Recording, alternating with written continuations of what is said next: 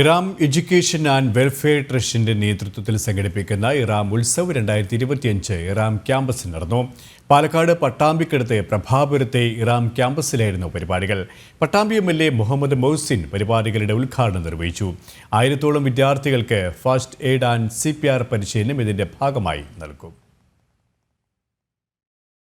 2 ദിവസങ്ങളിലായാണ് ഇറാം ക്യാമ്പസിൽ ഇറാം ഉത്സവ് 2025 നടന്നത്. ഇറാം ഗ്രൂപ്പിന്റെ വിദ്യാഭ്യാസ സ്ഥാപനങ്ങളുടെ 10ാം വാർഷികത്തോടനുബന്ധിച്ചാണ് വിവിധ പരിപാടികൾ സംഘടിപ്പിച്ചത്. പരിപാടികളുടെ ഉദ്ഘാടനം പട്ടാമ്പി MLA മുഹമ്മദ് മുഹ്സിൻ നിർവഹിച്ചു. വിദ്യാഭ്യാസത്തിന്റെ നിർവചനം മാറിയിട്ടുണ്ട്, അതിന്റെ പെർസ്പെക്റ്റീവ്, കാഴ്ചപ്പാട് എല്ലാം മാറിക്കൊണ്ടിരിക്കുന്ന കാലമാണ്. പണ്ട് നമുക്കറിയാം, കാണാതെ പഠിച്ചാണ്, ഗുണന പട്ടിക കാണാതെ പഠിക്കുന്നു, മറ്റെല്ലാം കാണാതെ പഠിച്ചുകൊണ്ട് പരീക്ഷ എഴുതി പാസ്സാകുന്ന ഒരു കാലത്ത് നിന്ന് വരുന്നവരാണ് ഇവിടെ ഇരിക്കുന്ന ഭൂരിപക്ഷം ആളുകൾ. ഇന്ന് കാണാതെ പഠിക്കുന്നതിന് ഒരു പ്രയോറിറ്റി തന്നെ ഇല്ലാത്ത സമയമാണ്. ഒന്നും കാണാതെ പഠിക്കാൻ പാടില്ല. വിദ്യാഭ്യാസം മാറി. കുട്ടികൾക്ക് ക്രിട്ടിക്കലായിട്ട് തിങ്ക് ചെയ്യാൻ പറ്റുമോ, ക്രിയേറ്റീവായിട്ട് തിങ്ക് ചെയ്യാൻ പറ്റുമോ എന്ന് ചോദിക്കുന്ന ഒരു സമയത്തേക്ക് നമ്മൾ മാറി. ഒരു പ്രോബ്ലം അവരുടെ മുമ്പിൽ വന്നാൽ ആ പ്രോബ്ലം എങ്ങനെ അവർക്ക് സോൾവ് ചെയ്യാൻ കഴിയും എന്നതാണ് ഇന്നത്തെ വിദ്യാഭ്യാസ രീതി മാറ്റം. 1000-ഓളം വിദ്യാർത്ഥികൾക്കാണ് ഫസ്റ്റ് എയ്ഡ് ആൻഡ് CPR പരിശീലനം നൽകുന്നത്. WHO, CCET, എയിംസ് പങ്കാളിത്തത്തോടെയാണ് പരിശീലനം. അടിയന്തര ചികിത്സ നൽകുന്നതിനെക്കുറിച്ച് ബോധവാന്മാരാക്കുകയാണ് ഇതുവഴി ലക്ഷ്യമാക്കുന്നത്.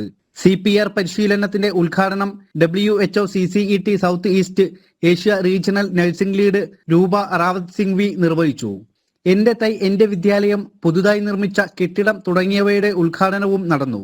ഉദ്ഘാടന ചടങ്ങിൽ Iram educational and welfare trust chairman doctor Siddique Ahmed അധ്യക്ഷത വഹിച്ചു.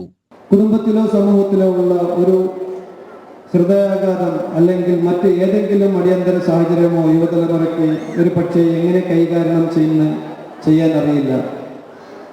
അത്തരം സാഹചര്യങ്ങളെ നേരിടാനുള്ള പ്രാഥമിക അറിവുകൾ നൽകുക എന്നുള്ളതാണ് മറ്റൊരു ഇന്ന് ഉദ്ഘാടനം ഇവിടെ ചെയ്യുന്നത്.